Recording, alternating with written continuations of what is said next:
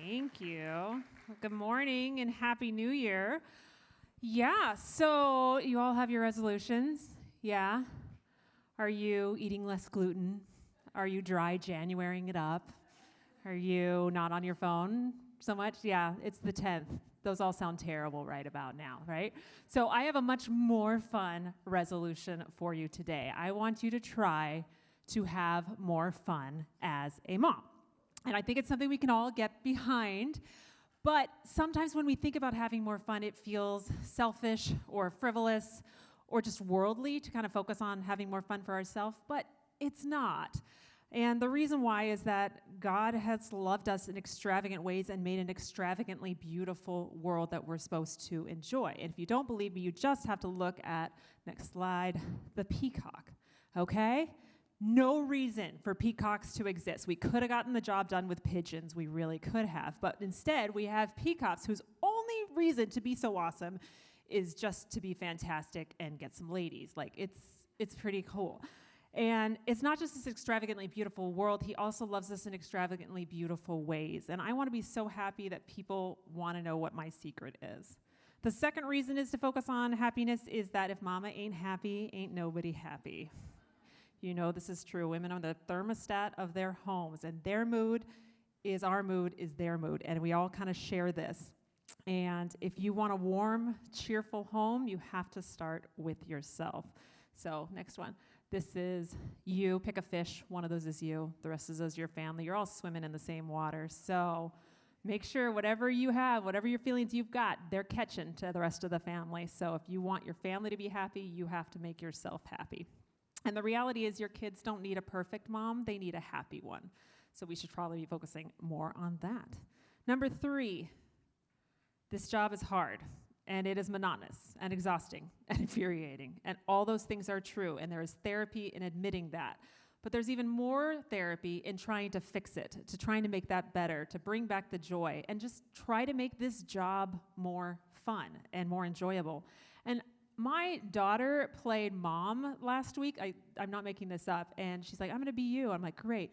She literally just walked around the house sighing, picking things up, and yelling at the rest of us. And I was like, wow, that's awful. So I don't want that to be the view my kids have of motherhood, that it is this drudgery that is just tiring and whiny.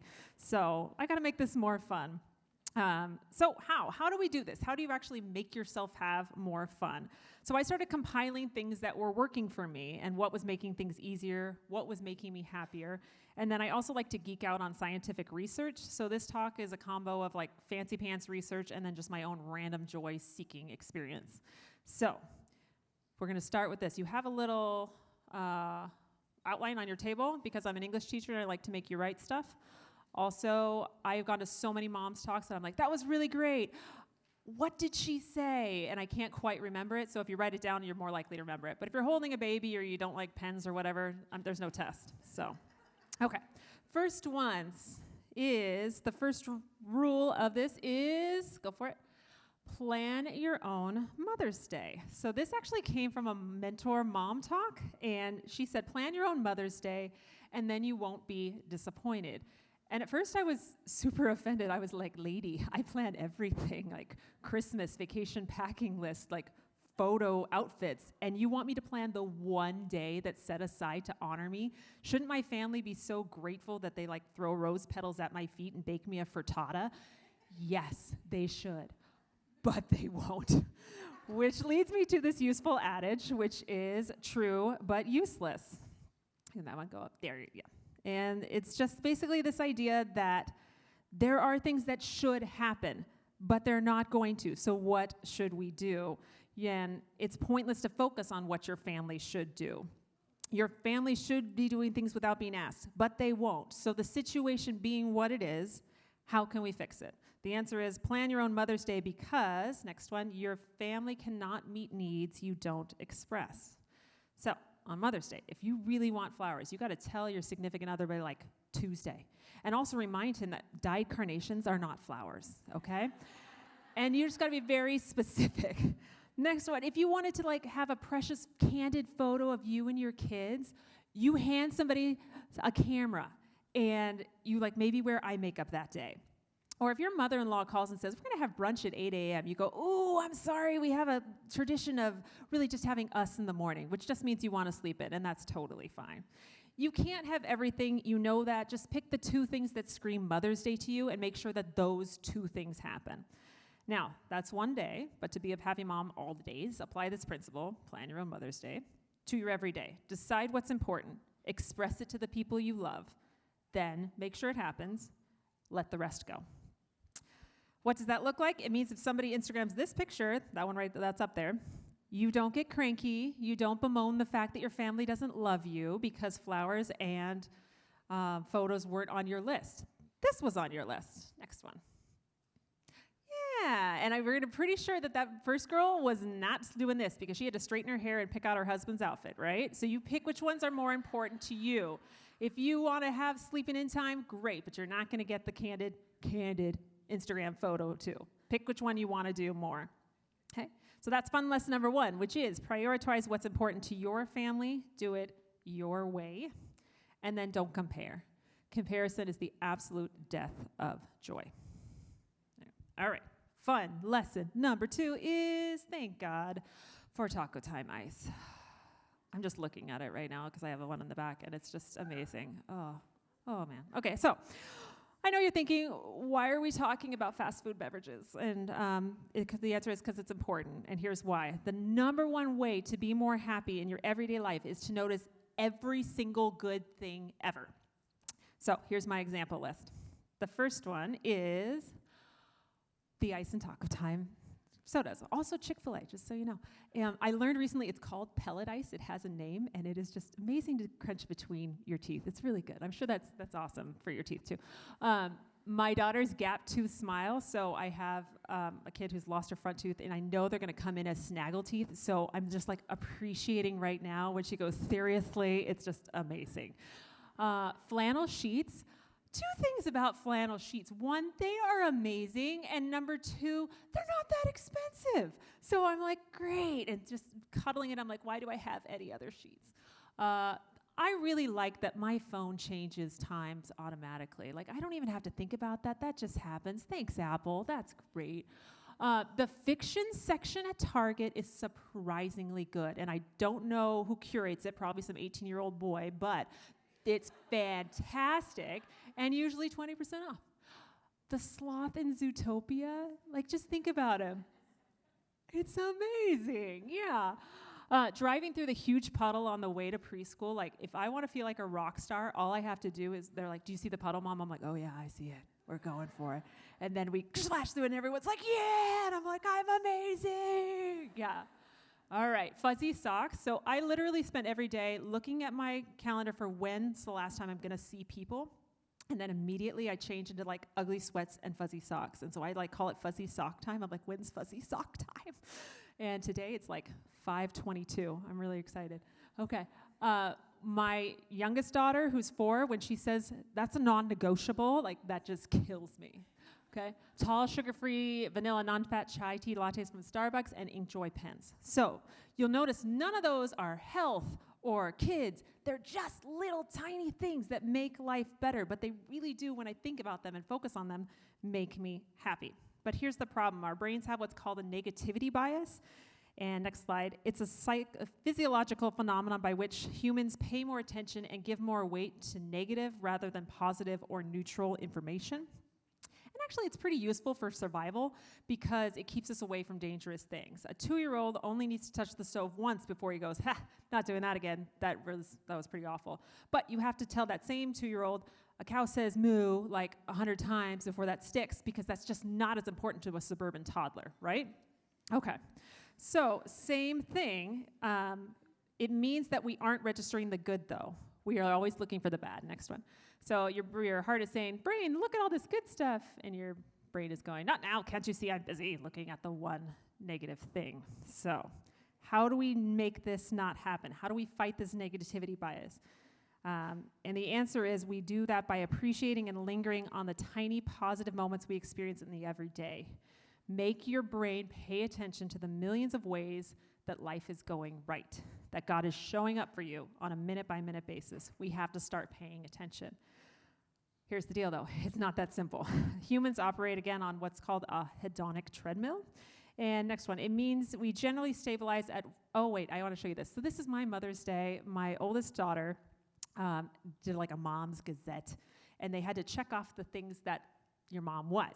So cool, energetic, funny, kind, loving. What did I immediately do upon getting this thing? I'm not crafty? You don't think I'm cute? Like, there are literally only 2 boxes not checked, but immediately I'm like, we did a penguin craft last week. What do you mean I'm not crafty? And I'm adorable. What are you talking about? But that's immediately what my brain does. A list of 20 things I am, and I'm focused on the 2 things that my daughter thinks I am not. I am crafty, by the way. I'm just not very good at it. Okay, next one. So, yeah, finding out some positive moments. Go ahead and do the next one.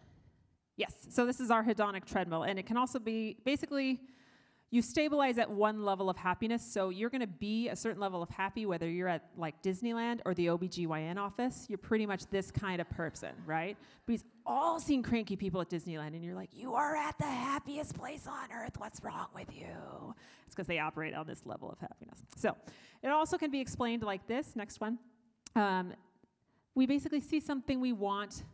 We get it. It makes us happy for a little while, and then it just becomes our everyday. For example, when I had my second kid, I was obsessed with getting a minivan. Like, I looked at all the ratings, I talked to all the people, and I was like, I want the cup holders, I want the double stroller in the back and still make it to Costco. I want that minivan. I got the minivan. I love the minivan. The minivan is the best thing. Right now, I don't care about my minivan. I would probably like another car right about now. It just became the car I drive. It doesn't bring me joy anymore. What I really want now is an all-white kitchen. I see people with their beautiful all-white kitchen, and I want an all-white kitchen. But you know what's going to happen if I get my all-white kitchen? It's just going to become my kitchen. But my bathroom needs to get done, and I really need to, and it just keeps going. Someone's always moving the finish line. And that thing that I think is going to make me happy works for a little bit, but then I just move on to the next thing. I have to get off the treadmill. How? By practicing gratitude and constantly examining what we're thankful for and why. We can stop ignoring what's making us happy. Essentially, being actively grateful makes you a happier person. We think, if I'm happy, then I'll be grateful. But really, it's the other way around. When you're grateful, that's what makes you happy. It's kind of cool. All right, so how do you do that? It sounds like something you want to do, but what does it actually look like in the daily life? I'm all about the practical, so here's some ways. First one, if you spend your life waiting for somebody to tell you to go to Target, you need to go to Target, and you need to get yourself a cute little journal, all right? And you can do gratitude journal. If you're not a cute journal kind of person, there's an app for that. And there's lots of gratitude apps, which is what I use because it reminds me. And you just need to write down every day 3 things you're grateful for. These do not need to be biggies. These can be small things. This can be, that was a really good cup of coffee. Or, I really like my shoes, or whatever. They can be small things, but just notice 3 things, and you'll rewire your brain to start looking for good things in your everyday. Second one is to write thank you notes, and I'm not talking about like, thanks for coming to my 2-year-old's birthday party and the Melissa and Doug puzzle you gave them. No, this means like just notice the people who are showing up for you in your life. Who's watching your kids right now and allowing you to be here? The Starbucks barista who remembers your order. The fantastic crossing guard who like smiles and waves at your kid. Who are those people that every day are showing up for you and really working on a positive relationship? We always know the person and notice the person who cuts us off, but do we really remember the people who let us in? So start remembering the people who are letting you in. Next one is gratitude reminders. Again, I need to be reminded early and often to be grateful. So I have a little Post-it in my bathroom that says, notice good things. And I also have an alert on my phone at 4:23 that goes off that says, notice 3 good things, because it's a dumpster fire at my house at that time. And I need to remember what's going on and that I need to make sure that I'm noticing good things and not just focusing on all the things that are going wrong. Compliment and notice good things in front of your kids. This one's a big one for me, and it actually paid off because we were at the pumpkin patch with like 8 million of our closest friends at Swan Trails. Don't go there in the end of October. It's terrible. But we were there doing all the things, and my oldest said, you must be really happy right now. And I was like, sure, why? She said, because the sun's on your shoulders, and I know you really like that. which is something I had said in the minivan the week before. So they are paying attention. If we want to raise grateful kids, we have to model gratitude ourselves and say it out loud in front of them. Dinner time, a lot of you do highs and lows. What was the best part of your day? What was the worst part of your day? We've also added what are you grateful for, and it's been really good and kind of insightful. You do have to get through a week of being grateful for Blue Ninja, but after you get through that, then you can kind of usually come up with some more better things. And give back. This one's kind of a bigger one for me. Is I'm so focused on me and my little family that I sometimes forget about the wider world, and when I can change my focus to helping those outside of my little circle, it's really helpful in realizing and keeping perspective on things. So if at all possible, start working on giving back to other people to help me make sure you're realizing what things you have to be grateful for in your own life. That's it. So this is number 2, which is notice good things and say thank you. You will be amazed at the results. Rule number 3. Go for it.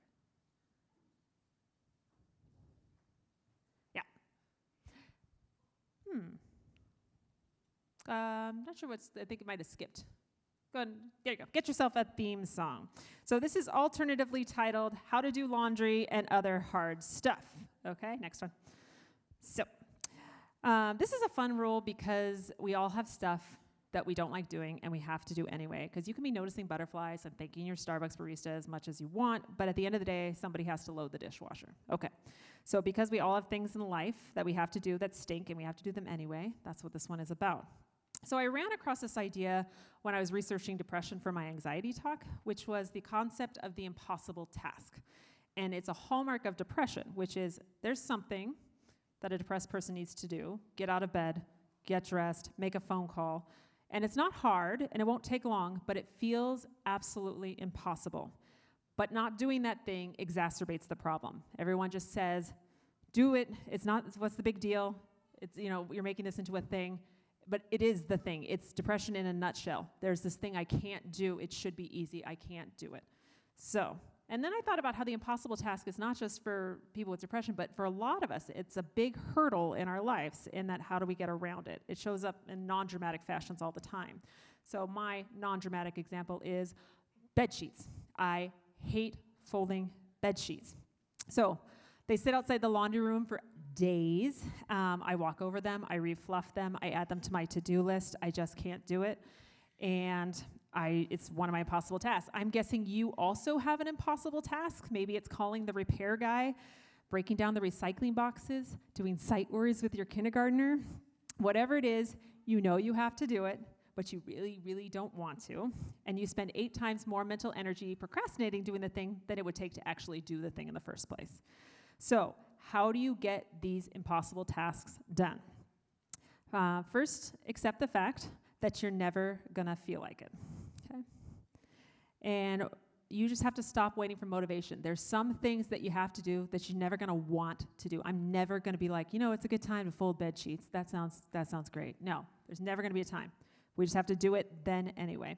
And once you accept this, then you can use Mel Robbins' 5-second rule. Anybody know Mel Robbins? Yeah, okay. All right, I'm a big Mel Robbins fan, and she talks about the 5-second rule, which is not the dropping food on the floor 5-second rule, it's a different one. And basically it says, the moment you have an impulse to act on a goal, you must push yourself to move within 5 seconds or your brain will kill it. So what this looks like is, let's say your impossible task is you wake up and you hit the snooze like 20 times, and then your morning's just shot. Okay, so when the alarm goes off, you have to hit it. Then you count backwards from 5, 5, 4, 3, 2, 1. And you have to physically move. You have no other choice. You have to physically get up. And now every time you do this, it compounds in your brain, and it makes the resistance less each time. Your brain will start realizing when it gets to 1, we move. We do the thing. And I'm not saying you're ever going to want to feel like getting up in the morning, but your body will learn to do it anyway and will stop the Jedi mind tricks that your brain says, like, I don't really have to get up, or, we can just do 5 more minutes. Just say, nope. We aren't doing that. We're just going to go 5, 4, 3, 2, 1, out. And that means you can also use it for bigger issues. So not just laundry, not just getting out of bed, but 5, 4, 3, 2, 1, having a hard conversation. 5, 4, 3, 2, 1, ask that mom at the table to meet for coffee. 5, 4, 3, 2, 1, be brave. Do the thing you are afraid of but needs to get done. So The point is you stop waiting for the right time or to be ready, and you don't let yourself talk yourself out of it. Jordan, can you do the next one? It's simple, but it's not easy. You aren't allowed to think about it. You just have to do it. 5, 4, 3, 2, 1. So now I've added my own spin to the 5-second rule because I do what I want, and I suggest you get yourself a theme song. Okay. Now what this means is sometimes we have to do hard things, things that require bravery, or just things we really don't want to do or don't have the energy for.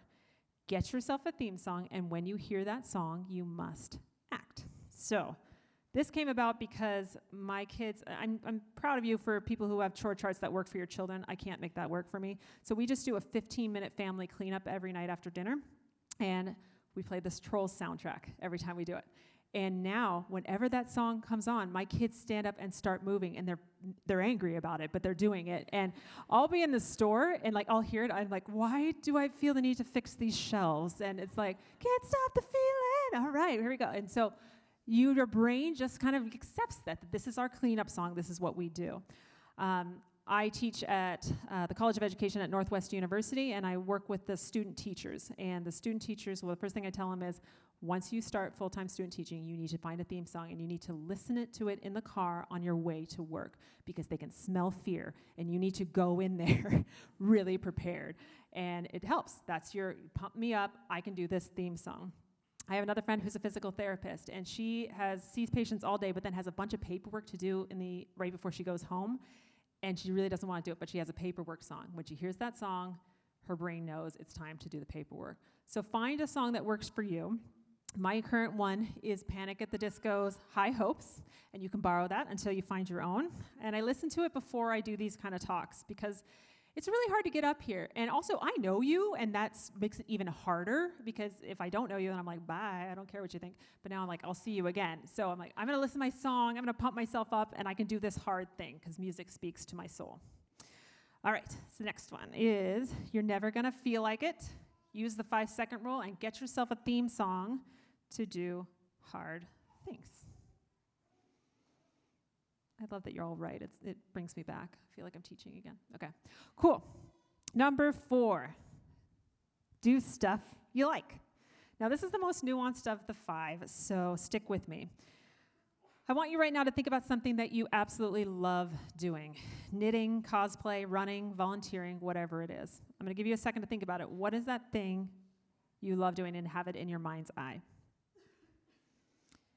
Now, here's the breakdown. 29% of you have it. You know what you're passionate about. You're actively pursuing it, if not daily, at least regularly. You've got your thing. 38% of you, though, had this thought: I have no idea what I like doing anymore. Motherhood, my job, this crazy life has sucked the unique out of me, and if you gave me a free afternoon, I'd probably fold laundry and watch HGTV, right? Other 33% of you have a passion, but it feels pretty far removed from your daily life, because let's face it, it's hard to play competitive volleyball in your early 30s, right? So, or you put your thing on hold to raise these little people, but it's still a part of your identity.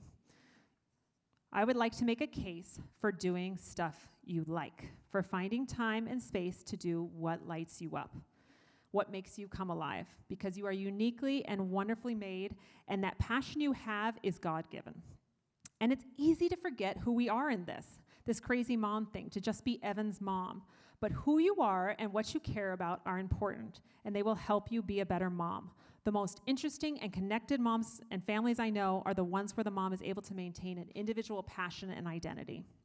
Make your uniqueness what your kids remember about you, and not your assimilation.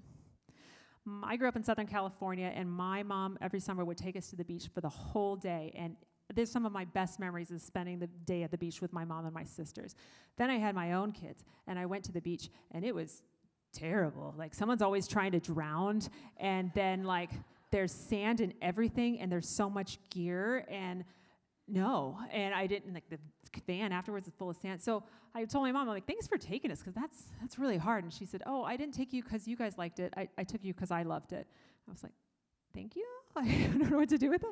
But then I realized that she was right. The reason that was such a good memory for me is because she was genuinely happy and enjoying herself, and she was sharing that with us, and that's what made it a good memory. So find your beach. What is that thing that lights you up, that makes you happy? And then share it with your kids, because that's the memories that they'll remember. So, and I know what you're thinking, I don't have time for a passion. I put the kids to bed, and all I can do is just sit on the couch and watch bad TV and scroll Facebook. And I hear you, I really, really do. But I want to challenge something right now. Most people think relaxation will make them happier, that spa days, mani-pedis, more time in the hammock is what they need. But most people are wrong. Quick caveat, moms of newborns, I am not talking to you. You need sleep. You go take a nap. File this away for when you're getting one solid REM cycle a night. The rest of you who are out of that baby fog, I am talking to you. Okay. Everyone else, think about how you actually feel after a night of vegging, scrolling, clicking, staring. Do you feel rejuvenated? Because I don't. And to be fair, it's not that I'm choosing to veg, it's just that it's the path of least resistance. I can't build up the energy to do something else. So, next slide. Studies have shown that the best moments in a person's life usually occur when a person's body or mind is stretched to its limits in a voluntary effort to accomplish something difficult or worthwhile. So that's called a flow state, stretching your mind to its limits, losing yourself in an activity, full concentration. You know it's a flow state when somebody tells you it's been 3 hours and you're like, that felt like 15 minutes. That last time you had that moment where you don't know where time went was probably a flow state. Research shown more flow state experiences, higher life satisfaction. We don't usually remember the best night of TV we had, but we do remember that time when we had a really great time with our girlfriends, those bigger experiences. And this feeling of going deep is in of itself rewarding. Our mind likes challenges, regardless of what they are. So what it is not as important as having it. Your flow experience can look very different from somebody else's. This requires deep work, which is when we will focus on something without being distracted on a cognitively demanding task. This job, being a mom, dishwasher, falling Cheerios, permission slips, and this digital culture, texts, emails, instant messages, status updates, they've permanently fractured my attention, making it so that even when I want to, I really struggle to maintain focus and be present. I've lost the ability to be in the moment, but my soul and my brain, they still crave depth. So if you're like me, and you're agitated, distracted, and on edge constantly, I challenge you to find an opportunity for deep work, for completely focused, cognitively demanding, meaningful work. And here's the rub. If it's something you're passionate about, it's not going to feel like work. And it will refresh you way more than 8 hours of flip or flop or the online quiz about which Kardashian are you. Remember who you are or find out, but devote real, undistracted time to it. Okay, that's nice, but the next question is, sounds great, Heather, but how? How am I actually going to do this? And the next one is how to single task. The first one is you schedule it. So mom paints on Tuesdays, or I get up on Thursday mornings to write. Whatever it is, if you don't schedule it, it's not going to get done because your passion is pretty low on the list, besides like kid survival is above it. So find some time and make sure that it's on the schedule. 2 is embrace boredom. This one's big for me because anytime I have a minute, I'm reaching in my pocket and I'm checking my phone. And I realize what this does is this means that my brain is being constantly stimulated and I'm never giving my brain a break. And a lot of good ideas come when your mind is allowed to wander. So allow your mind to wander. Let yourself be bored because that gives your brain a little bit of a break. So try as much as possible not to do the constant checkup. And if there's ways on your phone you can check to see how many times you pick up your phone, it is scary. It is scary how much time I pick up my phone without even realize I'm doing it. Adapt a zero tolerance policy to distractions. So if you do find time for your passion, make it so there are no distractions that day. So if you are writing, you do not have social media open at the same time. If you are painting, you do not have your computer or your phone nearby as much as possible. I mean, keep your kids alive, but besides that, as much as possible, keep the distractions out of there and let your brain focus on one thing at a time. Multitasking has been completely overrated, in my opinion. Last one is this also curbs procrastination guilt. So when I was writing this talk, I would be like, oh, I should work on that. I should do that. But then I would never be the right time. And so I said, okay, Monday, I'm going to put the kids to bed for the next 5 Mondays. And Monday nights is going to be my time to work on this. And I'm just going to work on this, all the things. And if I do it for five weeks, I can probably get it done. 5 2.5-hour sessions. And then when on Friday I felt guilty about it, I'm like, no, I've got my deep work session and I'm going to do it then. And so if you have something that you've been procrastinating doing, Really find a time to do it and say, this is when I'm going to focus on it. And if your brain is single focusing on one task, it'll be so much easier to get it done.